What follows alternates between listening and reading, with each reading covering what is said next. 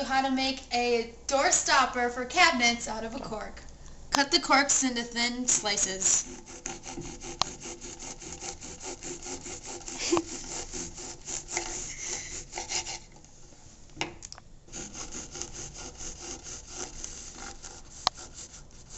Be very careful. Make sure to use sandpaper on the cork so that you can close it evenly. There's the door without the stopper. There's the cork. Now put it on.